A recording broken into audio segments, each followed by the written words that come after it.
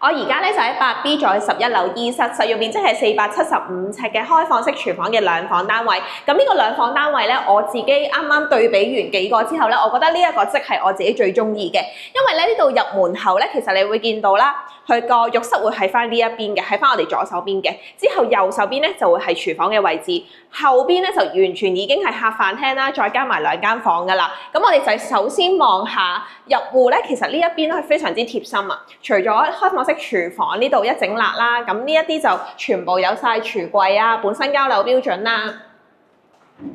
入邊呢啲櫃啦，跟住又有張台啦。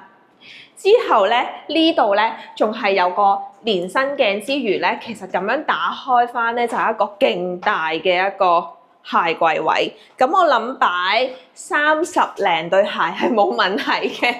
係超大，跟住之後發展商仲要咧偷埋呢個位，又係可以做到個層架櫃嘅，係啦。咁呢啲就可以自己調節啦。即係我哋望下浴室先啦，一係咁浴室咧，洗衣機會擺翻呢邊啦，跟住晾衫又可以喺度晾啦，跟住之後呢度燙衫啦，跟住之後呢一個咧就會係一個乾濕分離嘅淋浴間啦。咁成個空間感都 OK 嘅，因為始終400幾尺嘅兩房，你就唔好話佢個浴室會好大嘅。之後我哋望下呢一間睡房先。咁呢間睡房就會喺翻左手邊啦，2間房都喺翻呢邊嘅。之後會望到咧呢間房咧佢美中不足嘅地方咧就係佢呢個門就會喺中間度開嘅。咁呢一間房咧大約都有成2.2米乘以2米嘅，咁就方形。之後我哋望下間主人房先，咁呢間主人房咧就有3米乘以2.2米嘅，望翻都係同一個景觀咧，就係廳望翻出去嗰個屋苑嘅內園景。咁我哋而家咧就會喺11樓，咁其實11樓望翻出去咧，其實嗰個景觀就會係多咗一啲綠化嘅嘢啦，同埋內園嗰個泳池嘅。